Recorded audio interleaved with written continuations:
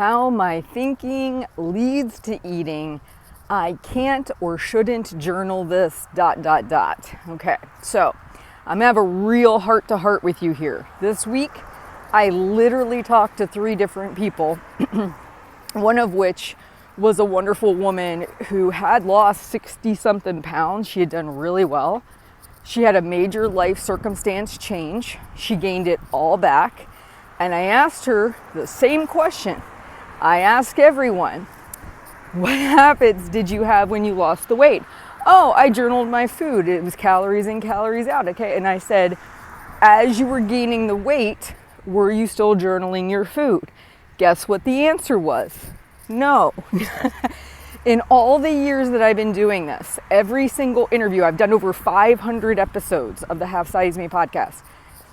Not a single human being that has ever gained the weight back has said to me, I journaled my food every day. Never, not a one. I stopped weighing myself. I stopped journaling my food. The way that I want you to start to think about it is this, because we can stop this right now. Like, you may never get to your goal weight, but you also don't have to continuously gain weight either. But you can put the brakes on it, and here's how. When you think about this experience, lower brain, higher brain, we've talked about that a lot here on the How My Thinking Leads to Eating. What happens when you choose not to journal your food in some way? And this is important. Hear how I say that, in some way. It can be a paper pencil journal. I had a cup of cottage cheese. I had a cup of grapes. I ate an entire box of Oreos. It does not have to be calories. I know for a lot of people, calories can be very difficult, or points can be very difficult. That is not required for what I'm talking about. What I'm talking about is journaling your food in some way. Paper, pencil. It can be photos. You can use something like the 8 app. Take pictures of your food. You could, do calories. You're more than welcome to do any of those things. But here's what happens. When you say, what I'm doing is unacceptable, it's not good. It's kind of like a class starts to get out of control for a teacher. Okay, we're going to use this analogy. A class starts to get out of control for a teacher. And instead of maintaining a presence so it doesn't become mass chaos and anarchy, the teacher chooses to leave the classroom. These kids, they'll figure it out on their own. And then she goes out of the room, and it literally would take like 5 seconds to self-destruct. Your brain is kind of wired the same way. Your higher brain is the loving parent / teacher that wants good things for you. The lower brain is the child. When you decide to stop journaling your food, it's like you're the teacher who walks out of the class and assumes that things will just be what they are, right? You kind of know what you're doing. So when you think about this, and I had another client this week, she didn't want to drink alcohol. Whenever she drinks alcohol, it incites unhelpful behaviors. Well, guess what one of the behaviors was? She got hungrier, she didn't want to walk, she got migraines, and she stopped journaling, all within the same time frame. Because what happens in our head is we believe the teacher cannot coexist with the kid who's acting out. And here's the deal I made with myself. So for 10 years, I've been maintaining within a 10-pound range. And my only thing is, I've always said, I journal my food, even if it's me writing it on a cocktail napkin at a bar. It doesn't matter. Because what happens is, when everything is getting written down, my weight has cycled within that 10 pounds. I'm not stellar every day. There's days I have extra treats. There's days that I indulge a little bit too much. My calories are a little bit higher than I want them to be.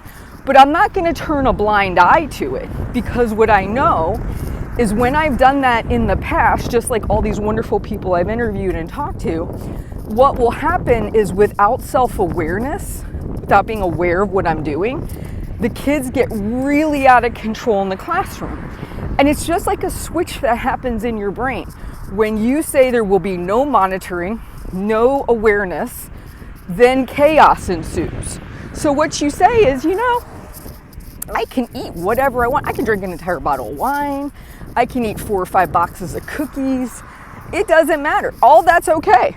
No judgment. But I'm going to keep presence in the classroom. I'm going to still write it all down. And if I can't handle seeing the calories because it makes me really uncomfortable, I could just take a notebook from the dollar store and I can write it down. But what will happen? It's amazing. I have had client after client where they just had a really bad situation with journaling calories in their life. Just the act of writing down what they're eating in a notebook changes their behavior. I don't have any expectations for them. I just say, hey, write what you're eating down. Immediately there's a shift because there's an awareness. There's a parental presence. There is it's kind of like, it's interesting. In a classroom, kids can do whatever they want. They have free will. If a kid wants to stand up and chuck a chair across the room, totally can do that. The only difference when the teacher is present is there will be a repercussion. And there is an awareness of which student did what, and kids don't necessarily want to get in trouble, right? So they don't, but they can always do these behaviors. Like, I've seen some things. I used to teach at a public middle school. I've seen things, you know what I mean? Like, kids can do things in classrooms with a teacher present. The only difference is the teacher's awareness and presence creates a different outcome. So I want you to think about this for yourself. Like, if I were to tell you the secret to not gaining a bunch of weight, to being able to keep the majority of the weight off you lose, to not having it go sideways, write your food down. Write it down in some way. It doesn't even have to be with a calorie goal or anything. You just make an agreement with yourself. I don't care what I eat. I had one client, she journaled her food. She went out. She was shocked. It was like 4,000 calories. It doesn't matter. The fact she wrote it down made her self-aware. So the next time she goes, she might not make those same decisions. But if you have no awareness, it's like a budget. I write everything down in my budget spreadsheet. If I don't know where I'm spending my money, if I have no clue how much money I have, I could easily bounce a check. I could easily overdraft an account, right? So it's that awareness that's essential. And the only reason I really keep beating this drum, guys, I'd love to get somebody on who says, I journaled my food every single day. Yes, I gained 15 pounds, but I was so aware of what I was doing and I kind of stalled out there. Like, that would be a fresh, that would be something different, right? Or yes, I gained a little bit, but it wasn't as tragic as it would have normally been. Like, this awareness to the fact that journaling your food creates a different behavioral response.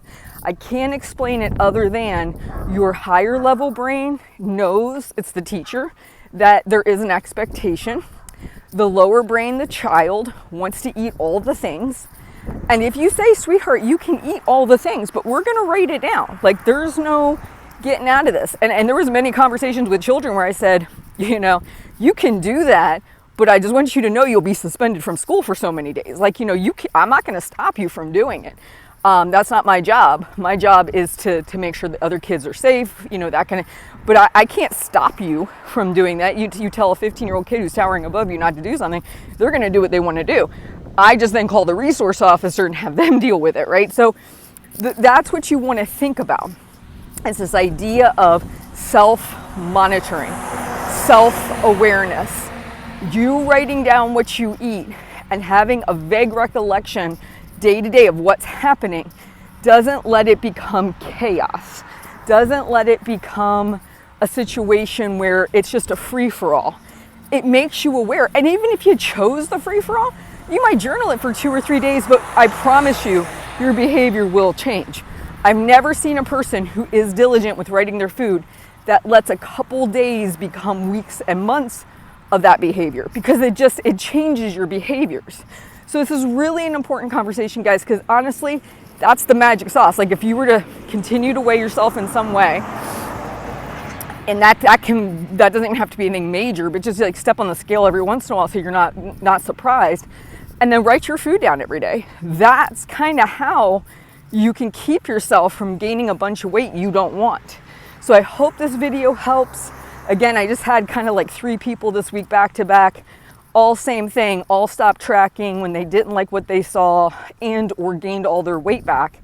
And it doesn't have to be that way. I really hope this message gets out and resonates. Please like and subscribe, share the videos, let me know how I can help, and I will talk to you soon.